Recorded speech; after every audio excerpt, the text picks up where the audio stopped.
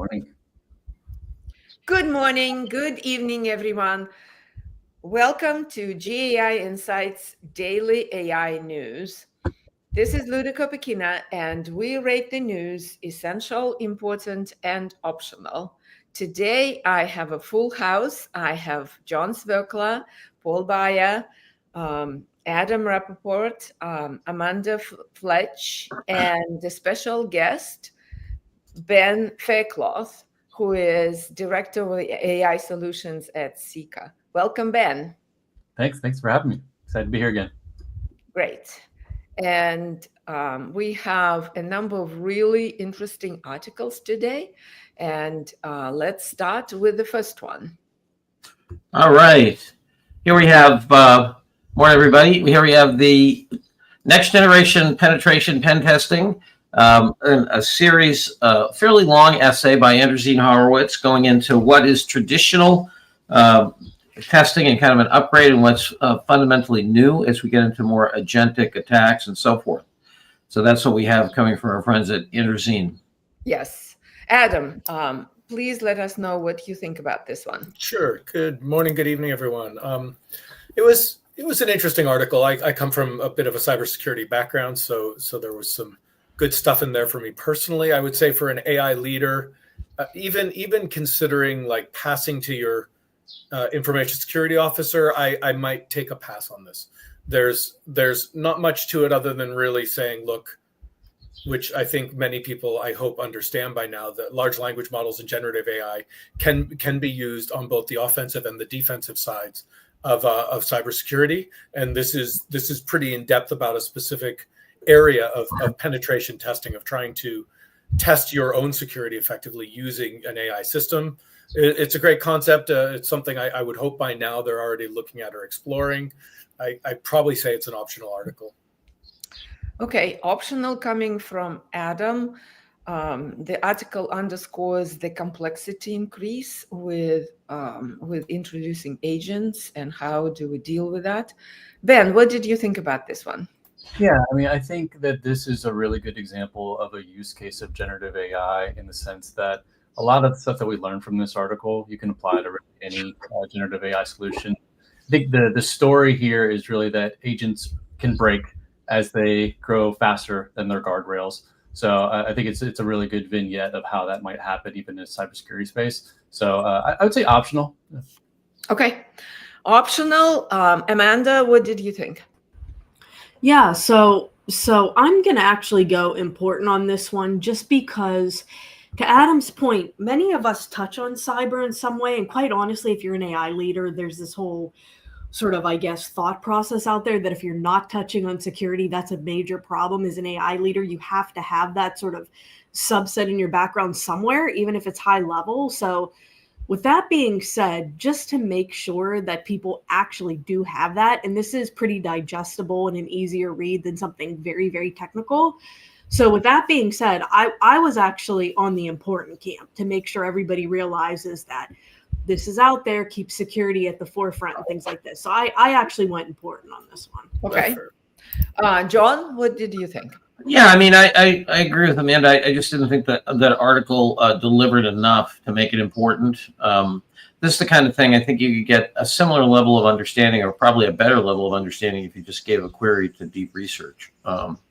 I think would give you a much better answer than this one. And I think the real key to me is at the end of this, which is they say they haven't put any investments in this domain yet. So I think they're trying to, as they do, get a voice in an area, get people to send them info. I didn't think it was that helpful an article. Okay. All right. Going optional, Paul, unless you disagree, okay, with optional? Yeah, no, I agree with John. It's a crowdsource market research and startup lead gen piece. Okay. Optional it is. Let's proceed to the next one. Ankaj, you had technical difficulties earlier. Could you say something, please? His microphone's still muted. I think we can go to the next one. Future work with AI agents. I can. Right.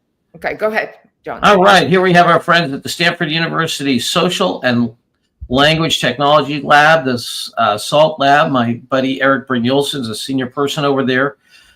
Here they put together an article that looks at a combination of how much workers would like technology to either augment or automate their situation, along with the ability to actually do automation or augmentation.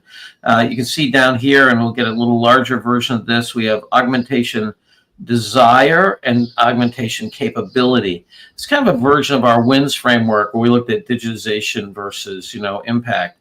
But this is very much focused on desire capability matches and what the work, where activity is going to be based on that confluence. Okay. Another thing they have in there is the fact that most of Y Combinator's investments are in higher risk areas from an implementation standpoint. Right. So it sounds like John almost took away the summarization, Ben, from you. I thought that was my job, is to summarize. Yeah. Ben begins with opinion. Yeah. Okay. So Ben, could you please let us know what you took out from the article and how did you rate it?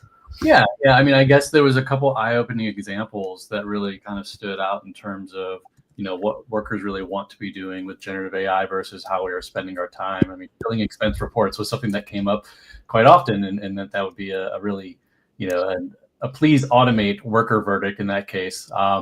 I would say, this paper it's essential. It values ground truth over some of the guesswork. It shows how workers are diverging. Workers' desires actually diverge from a lot of the venture capital hype that we see out there. Having a portable framework, this 4-zone matrix, and as well as the H1 to H5 scale, being able to drop it in any product roadmap or policy white paper is important. So I think some of the interesting questions that arose from it, though, are what share of our planned agent features land in the green light versus those that are in the red light zone, and how we should be looking at that going forward. So ultimately, I'd say it's essential because it really does have a very data-driven approach to what we want to do with generative AI versus what the hype is telling. Thank you, Ben. Essential rating from Ben. Amanda, what did you think? Yeah, I could be talked up to essential. I'm at bare minimum important. I also like the H1 to H5 scale. I think it's really important because still, talking to different AI leaders, you would think we're beyond the point where I felt like at the beginning, especially when generative AI started coming out, everybody was like, okay, I have to cut my budget by hundreds of thousands, a million, whatever it is. How many people do I cut out just to fulfill that? We just eliminate the humans. We completely automate the process and we move on without thinking twice about it. And it was very cutthroat. So one of the things in some of the courses that I facilitate currently is keeping that human in the loop. Where can we keep them inserted? So I like this scale so that it helps the leader take a step back instead of having that approach and saying, to cut X millions, how many people is that exactly that I just lay off? Now it's like, can I actually think through this a little bit? Here's a nice little scale, and let's say where it makes sense to actually cut them out versus how we can augment things like this. So this is at least important. But again, I could be talking to essential. Yeah, John, if you're showing this article, could you scroll down to number 4? Adam, what did you think?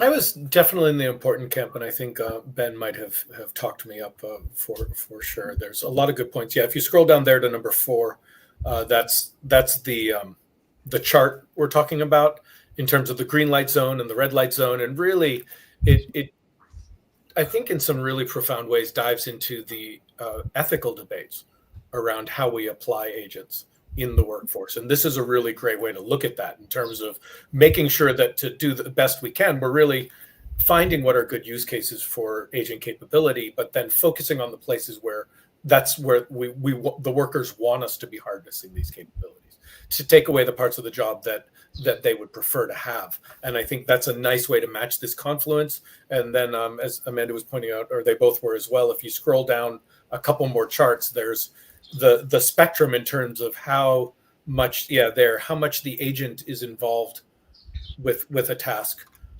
versus where it's H5, which is where effectively the human is doing it without any assistance from the agent at all. And those two together, I think, make a pretty powerful framework, as Ben was describing. So I think I could definitely support Essential as well.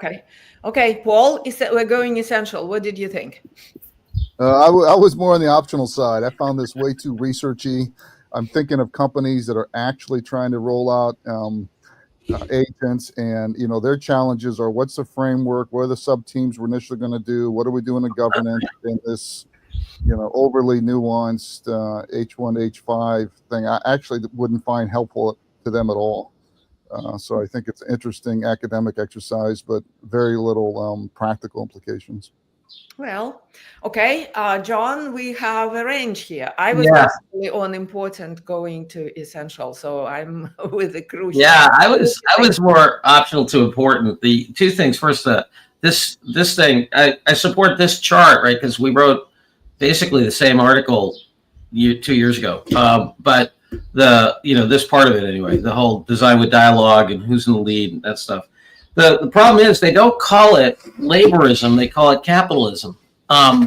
This assumes way too much power on the part of labor. Who cares if people like it? It's going to get automated. Exactly. Unions are less than 6% of the workforce. The relative power of labor has been going down since the mid 70s. So, a fair amount of the economy is owned by private equity. And there's $1 trillion that they need to invest or give back to their clients. That stuff's going to get deployed. I could give it important, but I just, anyway, I think it's to me, it's sidestepping how this is going to really get deployed. So, and I have a lot of respect for Eric's work. John, what you might not be taking into account, we're in this window of transition, of like murkiness. Some of the power is there, but not yet technically viable per se. So you don't want to overshoot. You want to stay in this range where and cultivate the right workforce, right, that understands the technology and can carry it through this murky period. Yeah. So in that sense, I thought it was a very important article, kind of balancing what is happening with what you need to do. I know. Luda, what? You're a super rational person. To say you don't want to overshoot is tautologically true, right? Of course, you don't want to do something stupid. What I'm saying is that the dynamics are going to be way more capital driven, and labor's not going to have a big voice. Given that, right? Okay, let's put it as important and proceed. Okay. I'm sorry. Pankaj, let's try introduce the next article, please. All right, I can grab it here, I think.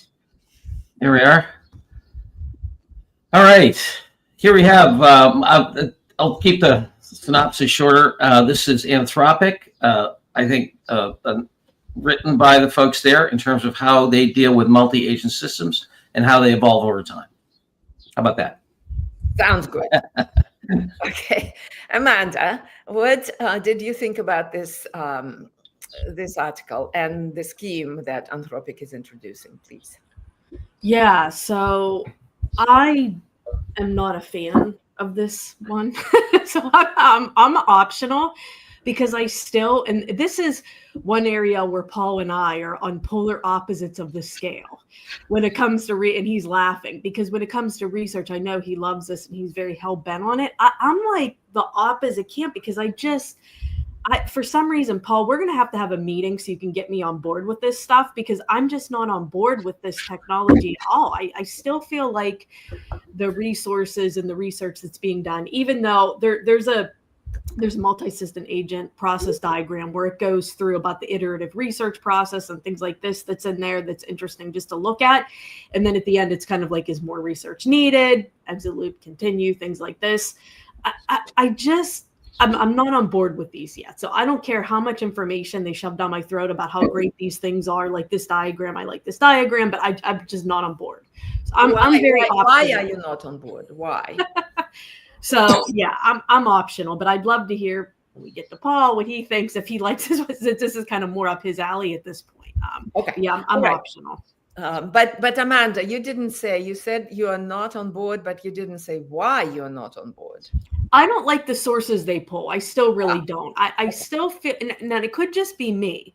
Maybe I'm not prompting correct, but I continuously get Wikipedia and things that I've never heard of in my life. Some links are still even broken. And I'm like, what? And I'm not talking about like deep research where it's just putting out a whole document. I've done that less. I'm talking about when I prompt it and I say, pull me back information on X topic.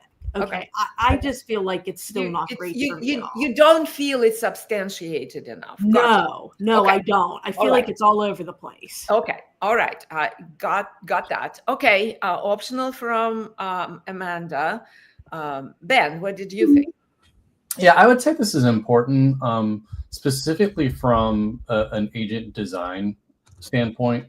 One of the things kind of getting to the point around being able to have observability or traceability into what each agent is doing and, the information that it is bringing in, whether or not it's high quality or not, having this modular approach where you have one research, sort of one lead agent, and then it's breaking up the tasks. A lot of this article talks about how that's good from a processing standpoint. There is a little bit of a token, explosion there, but it allows you to have a little bit more observability to these granular tasks, and therefore you do have traceability in terms of if information is coming back from sources that are not reputable, and with that there, of course, as part of the system design itself, are levers to fix that. So I like this approach. Just in contrast, what I see in some designs is where you have one agent and it's doing a lot of things sequentially. And so there could be a lot of compounding errors there as well, or cascading failures that result in terms of like a game of telephone for one agent. So I think there's a lot of interesting design perspective here that you could take as you are trying to think about, how to build out a research agent. Companies like ours at Seeker, we would definitely look at this closely. So I think that's important. Yeah. Okay. Thanks, Ben.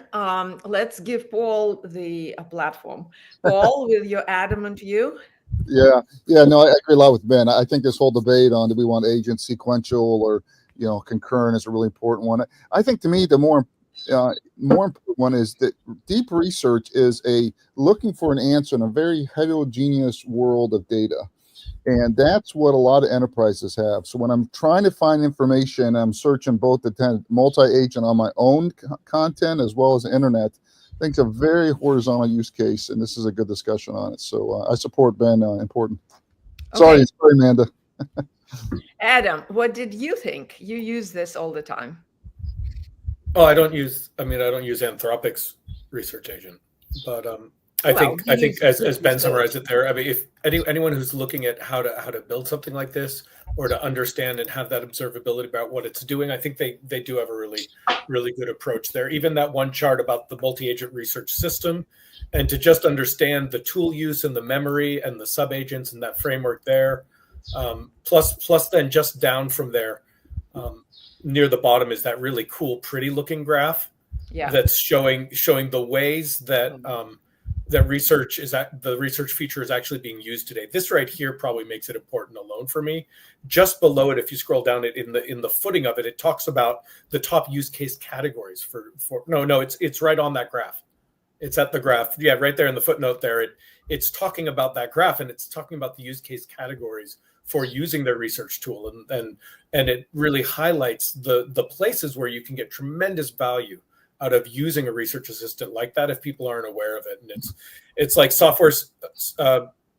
developing software, developing and optimizing professional and technical content, developing business growth and revenue generation strategies, and assisting with academic research. So I think, Amanda, maybe the one that you're focusing in on is really not even what people are mostly using this for. But there are some really powerful use cases, and at least important that people continue to harp this message about what an impact these researchers have on people's ability to get their businesses going in this new world. Yeah. So Vivek is commenting that he believes it's essential. Yeah. John, you're probably wanting to say essential. Go ahead, do it. Yeah, no question, it's essential. Look, this is a well-written, well-reasoned thing about the dynamics of creating these complex systems. There's all kinds of interesting insights I haven't seen anyplace else about the the uncertainty of the derivative impact of stuff that's being put into production, how you think about the trade-off between the token explosion, which is something we've been talking about for about a year now, and reasoning capability. And to me, it really got into the nuances of the path dependency of the code that you're building. If you think of these semantic networks as legacy code, you're already starting to get legacy code, and then what those dynamics are, where you can cut into the problem, and architecturally, what are some of your options? So I think this is absolutely essential reading. I actually agree with John, and giving the power of the chalk, I'm going to go essential here because it's they suggest a framework, they suggest an architecture of the systems that it doesn't need to be necessarily Anthropic. It can be other LLMs and the like. So for that reason, and for what Adam, you underscored of how you group the stuff and where it's happening already, I think it's essential. So let's mark it essential and proceed. Last 2 weeks we've been having 5 to 8 essential articles per week. Last week we only had 3. Yeah, because I know AI didn't slow down, so we got sloppy and okay. All right, let's try Ankash for the introduction. Ankash, can you please introduce this one, if we can hear you? Luda, can you hear me now? Yes, please go ahead. Yeah.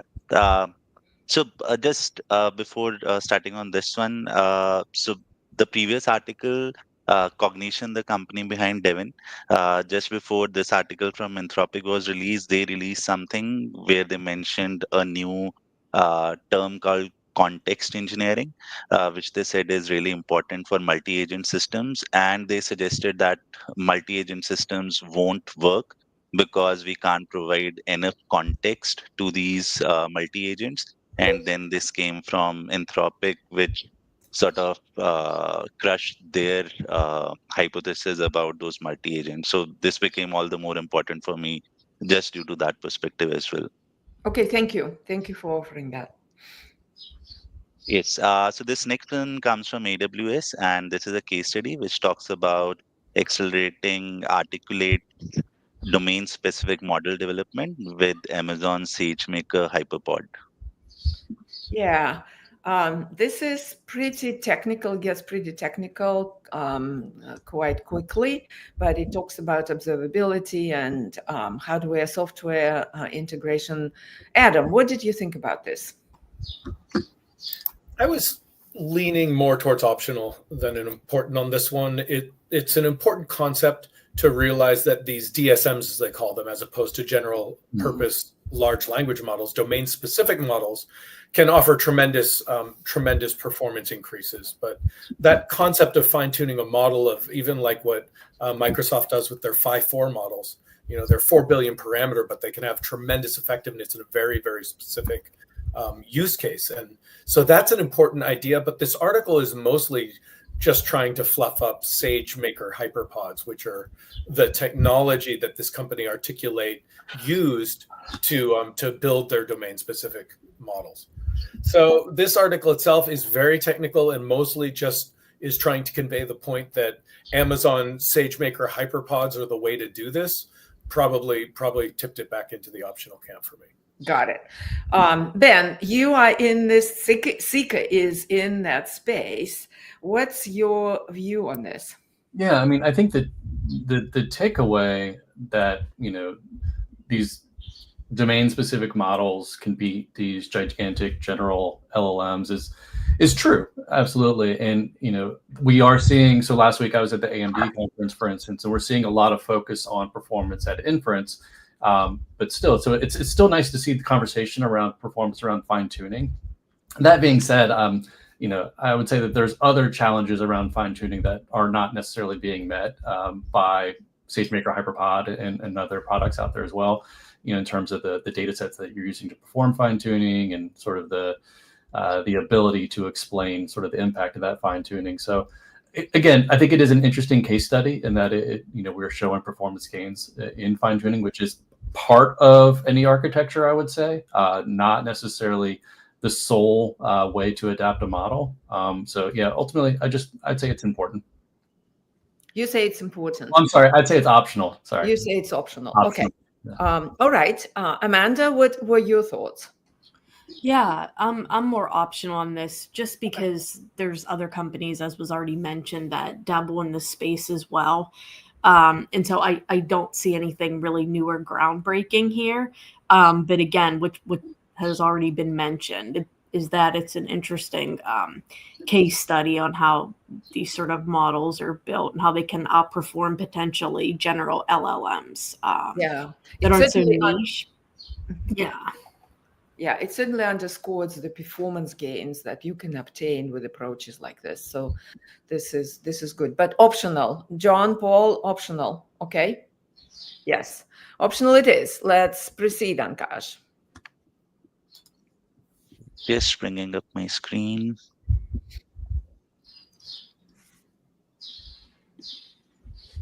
Okay, the next one comes from HBR and it talks about why organizations aren't ready for the risks of agentic AI. Yeah, a very interesting article. I thought when I started reading it, it was very light, but then it got into more substance. What did you think about this, Ben? Yeah, I agree. The title at first thought it was going to be a little bit of inflammatory, but I think ultimately there are some good takeaways here. It's not just another AI ethics reminder.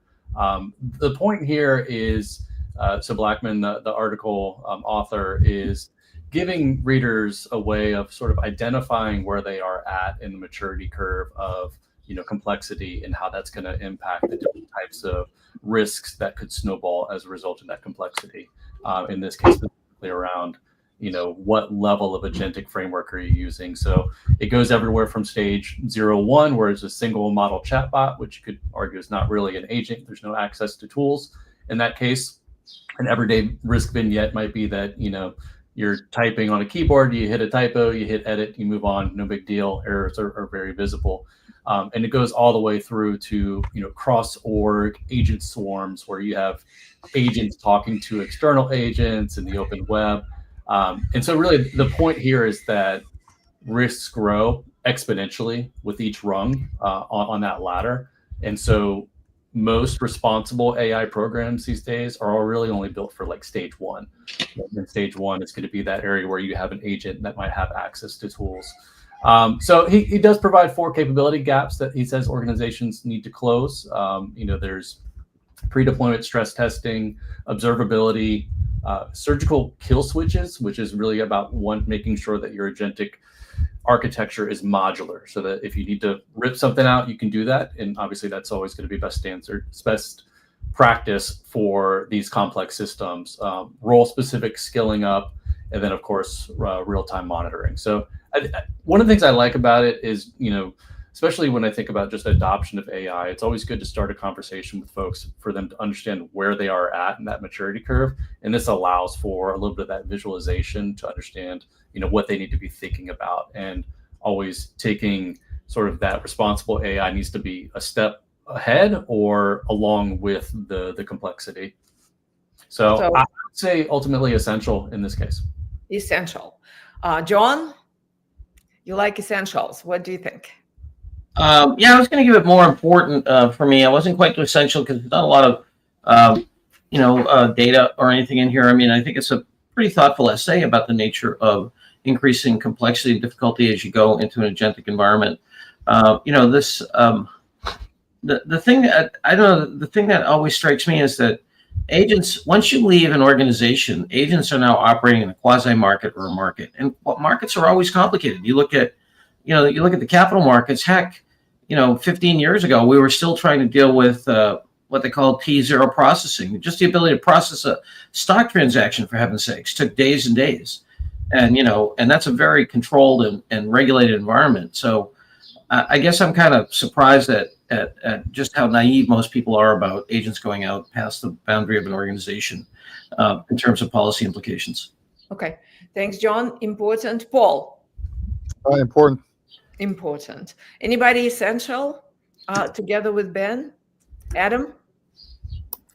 No, I was important as well. I think Ben makes a really good case. I was probably leaning towards essential. If other people were supporting it, I'd be able to support it. I think important is something that they can check out on the weekend, right? Essential is something they don't want to be caught on their back heels not knowing about. And so that reason, I think it's not quite essential for me. Maybe very important upper back pocket, as Tim might say. I agree that we would want all of the AI leaders to take a look at this. Okay. But maybe it's something when they can find the time. Okay. Ben makes a great point. They don't just lay out the landscape. They give them a means through which they can figure out where they are on the map. Okay. So I actually think, listening to all of you, we should mark it as essential, because this article underscores how unprepared en masse we are for what's coming. The complexity is increasing and our tools are way behind. So for that reason, I think essential for me. So by the power of the chalk, we're raising it up. Essential. So let's introduce the last one. We're running a little bit over time. Ankaj? Sure, Luda. So the last one is a research paper which talks about exploring reasoning models for workflow generation. Yes, Amanda.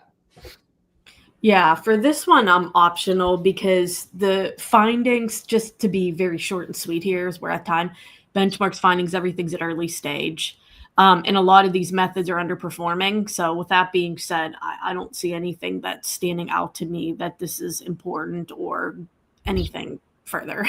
So I was very optional on this one. Very optional from Amanda. I actually like the fact that they automated the work stream processing and automation. So it's kind of interesting, but yeah, optional for me. Anybody disagreeing with optional? Optional it is. I'll just say this, in that arena of design, this is going to be huge. But so I don't want to underscore the significance of it in terms of it like Comfy UI and the ability to put these things together and actually figure out how to stitch together the production of generative AI design work right now, especially at the open source level, is monstrously complex.